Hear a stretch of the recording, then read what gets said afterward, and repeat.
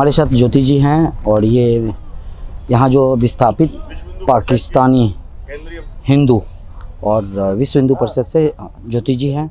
आइए जानते हैं कि यहाँ जो आज शादी होने जा रही है किन किन लोगों के सहयोग से उनकी भागीदारी है और ये पूरी बात बताएंगे मैम। ये जो सिग्नेचर ब्रिज वाला हमारा कैंप है, यहाँ पे आज बच्ची की शादी है जिसमें विश्व हिंदू परिषद और सेवा भारती का बहुत सहयोग रहा। इसके अलावा बेटी फाउंडेशन और साइबर क्राइम से मिस्टर अमित मल्होत्रा जी हैं, इन लोगों ने काफ़ी बड़ा सहयोग कर और इस बेटी के मतलब शादी में बहुत सहयोग किया है। जी। और जिनकी जो शादी हो रही है वो लोग इंडिया में कब आए, उनके बारे में थोड़ा बताएं। देखिए, ये वाला कैंप नया है क्योंकि यहाँ सिर्फ पाकिस्तान से जो हिंदू शरणार्थी आए हुए हैं, ये 2.5-3 साल से यहाँ पे आए हुए हैं और करीब 80 के करीब यहाँ परिवार हैं। तो ऐसे ही लोगों का सहयोग और प्रेम मिलता रहे तो ये भी यहाँ पे स्टेबल होंगे धीरे धीरे। और हिंदुस्तान ने इन्हें अपना ही लिया है, नागरिकता का इनका आपने देखा है घोषणा हो ही रखी है, लेकिन फिर भी ये भी इनको थोड़ा सा लंबा समय लगेगा यहाँ पे सेट होने के लिए। आपको पता है 2 साल 2.5 साल से ये लोग आए, उस दौरान लॉकडाउन लग गया। लॉकडाउन के टाइम ना ये कमाने जा सकते हैं और आप यहाँ का एरिया अगर आप अपने कैमरे से देखें तो पूरा जंगल है जहाँ पे रह रहे हैं और बहुत सारी दिक्कतें होती हैं, बेसिक दिक्कतें बहुत सारी हैं क्योंकि ये लोग कमाना चाहते हैं पर सुविधा ही नहीं है तो कमाएंगे कैसे। पावर सप्लाई है या? नहीं, पावर नहीं, पानी बिजली कुछ भी नहीं है। बस ऐसे ही एक माता जी का मंदिर है जिन्होंने इनको सहयोग किया, बहुत सहयोग रहा उनका इनको यहाँ बिठाने में, तो उन लोगों की वजह से आता है। बाकी सेवा भारती और विश्व हिंदू परिषद की टीम समय समय पे इनके साथ सारा देखती है। क्या लग रहा है आने वाले समय में केंद्र सरकार इनको कोई परमानेंट व्यवस्था, रेसिडेंस? देखिए, सरकार के बारे में तो मैं नहीं बता सकती क्योंकि सबसे बड़ा जो इश्यू था इनके सम्मान के जीने का था कि पाकिस्तान नाम सुनते ही बहुत बड़ा अजीब सा एक लोगों में मतलब धारणा बन जाती है कि भी पाकिस्तान से आए हैं, कैसे लोग हैं।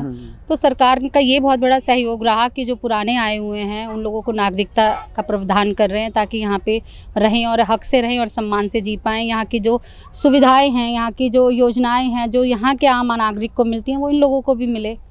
यहाँ के देशवासियों के लिए क्या मैसेज है?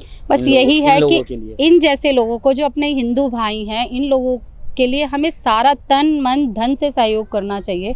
सिर्फ मैं ये कभी भी नहीं कहती, किसी से भी नहीं कहती कि आप इनको निकम्मा बनाएं, आप इनको राशन दें, इनको रोज़गार दें, इनको अपने पैरों पे खड़ा करें, इनके रहने की व्यवस्था देखें कि जहाँ ये इज्जत और सम्मान से रह पाएँ, इनके बच्चे सुरक्षित रह पाएँ।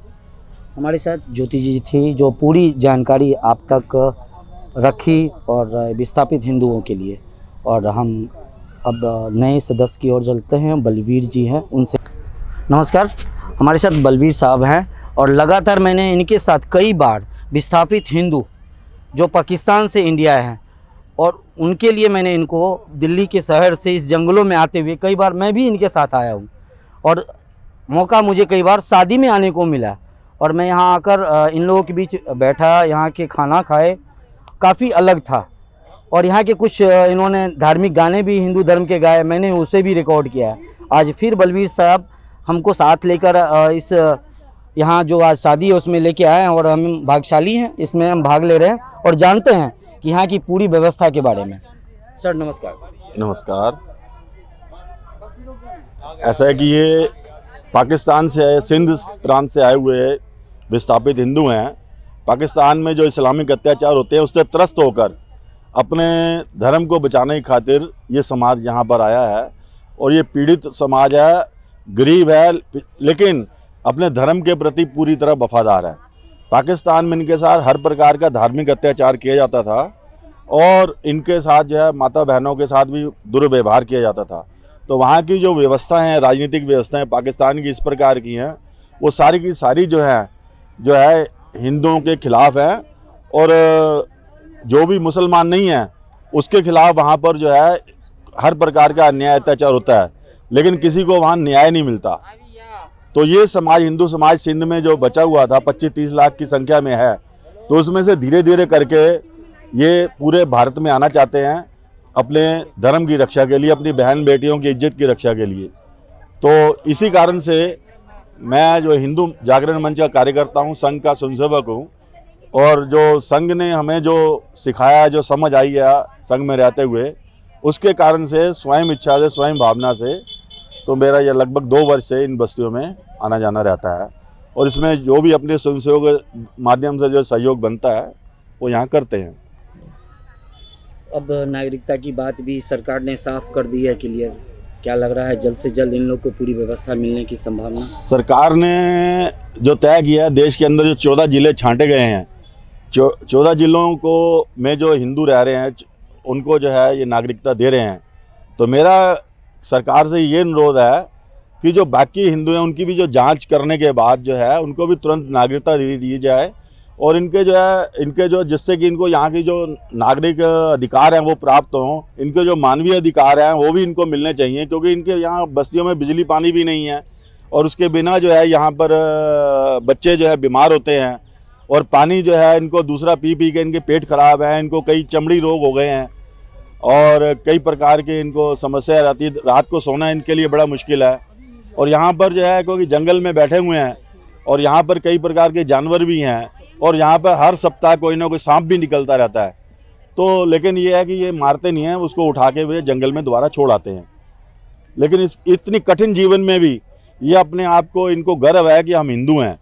इसी बल के ऊपर ये जो है ये यहाँ पर टिके हुए हैं अपने धर्म की रक्षा के लिए और अपने जो है बहू बेटियों की या सम्मान की रक्षा के लिए ये यहाँ पर अपना वतन छोड़ के भी, देश और अपना छेड़ छोड़ के भी अपने इसको अपना वतन मानते हैं। ये कहते हैं ये हम अपने देश में आ गए, अब हम सुरक्षित हैं, अब हमारी बहन बेटियां सुरक्षित हैं, अब हम जो है हमें लगता है कि हम अपने घर में आ गए हैं, ऐसे इनकी मान्यता है। सर लास्ट क्वेश्चन, देशवासियों से क्या कहना चाहेंगे? मेरा पूरा हिंदू समाज से आग्रह है कि भारत के अंदर आए हुए पाकिस्तान, बांग्लादेश और अफगानिस्तान से जो भी हिंदू प्रताड़ित होकर आता है धर्म के कारण से, हमें उनके साथ हर प्रकार के सहयोग करना चाहिए और केवल इन्हीं देशों से नहीं, भारत के अंदर भी, देश के अंदर जहाँ जहाँ भी हिंदू प्रताड़ित होता है, चाहे वो बंगाल है, असम है, केरल है और देश के कुछ और राज्य हैं, तो बाकी का जो समर्थ समाज है उनको जो है अपने जो पीड़ित बंधुओं के लिए हमेशा सहयोग के लिए तुरंत आगे आना चाहिए। इसी में हमारे देश की सुरक्षा है और अपने हिंदू समाज की भी सुरक्षा इसी में ही है। धन्यवाद। हमारे साथ बलवीर जी थे जो पूरी बारीकी से सारी जानकारी आपके आगे रखे। हम आइए और हमारे साथ एक और मेंबर हैं, उनसे परिचय लेते हैं और उनसे जानते हैं। आपका नाम? मेरा नाम धीरेन्द्र है जी जी। मेरे पास नगर कार्रवाई की जिम्मेदारी है। श्री राम नगर के नाम से इस बस्ती पे, ये जो बस्ती है इससे ये हमारी बस्ती लगती है श्री राम नगर नाम से। और मुझे आदेश मिला, सूचना मिली, जिला कार्रवाई श्रीमान अमर बहादुर जी ने तय किया कि आपको इस बस्ती में कुछ सहयोग के नाते माननीय नगर संचालक मुन्ना जी खिलौने वाले, इन लोगों ने मतलब ऐसा तय किया कि इस बस्ती में जाना है, तो सेवा भारती के माध्यम से मैंने कुछ यहाँ जो कुछ उपलब्ध करा सके वो उपलब्ध कराया है। और हमारे लोगों को यहाँ परमानेंट आना जाना रहता है, क्योंकि हमारी बस्ती है, स्थानीय बस्ती होने के नाते, हमारा नगर स्थानीय होने के नाते, तो हम बराबर यहाँ आते जाते हैं। जो भी जैसा भी सहयोग इन लायक होता है वैसा हम लोग मिलकर सब सहयोग करते हैं, ऐसा हमारा है। मेरा नाम अनुज भाटी है और मैं अमित जी के साथ हूँ और साइबर क्राइम से हम जुड़े हुए हैं। तो बेटी फाउंडेशन एक संस्था है जी, छोटी सी, जो रन कर रहे हैं। और अभी हमने 23 मई को 21 कन्याओं का विवाह अमित मल्होत्रा जी के साथ मिलकर किया था। और ऐसे परिवार जो अपनी बेटी का रिश्ता कर देते हैं, शादी नहीं कर पाते किसी भी कारणवश, उन परिवारों की शादियां हम बड़े ही धूमधाम से एक सामूहिक विवाह के रूप में, अलौकिक विवाह में करते हैं। आपसे कोई संपर्क कैसे करें अगर कोई मजबूर है और संपर्क करना चाहिए? हमसे हर साल, हर 6 महीने में हम 21-51 कन्याओं का विवाह कराते रहते हैं। तो हमारा खुद के पेज हैं, खुद की वेबसाइट्स हैं। नंबर क्या है? betifoundation.in हमारी वेबसाइट है। हमारा बेटी फाउंडेशन /FND हमारा पेज है और 9911001340 ये हमारा नंबर है। धन्यवाद। और इस कार्य को, पुण्य कार्य में समाज का सहयोग मिल रहा है, इससे अच्छी कोई बात हो ही नहीं सकती। मैं आपका परिचय जानना चाहूँगा। सर, मैं इधर Amit Malhotra, cyber crime investigation specialist, Akhil Bharatiya Kalavati सेवा संस्थान से और अखिल भारतीय साइबर सुरक्षा संगठन से हूँ। तो हम लोग बेटी फाउंडेशन के साथ और हमारा NGO, मतलब जो भी ऐसे कार्य होते हैं, किसी भी गरीब को कोई राशन चाहिए हो, अगर किसी का विवाह नहीं हो रहा हो, या कोई मेडिकल फैसिलिटी चाहिए हो, कुछ हॉस्पिटल की सेवाएं चाहिए हो, तो हम लोग सारी सेवाएं इस टाइप की देते हैं। तो जहाँ तक पॉसिबल होता है हम लोग एंड टू एंड पहुँच के खुद अपने हाथों से ये कार्यक्रम करते हैं, ताकि हम लोग किसी भी गरीब की हेल्प किसी भी स्थायी रूप से कर सकें। बहुत बहुत धन्यवाद। आप लोगों ने अब लगातार जनता के सहयोग में उतर रहे हैं।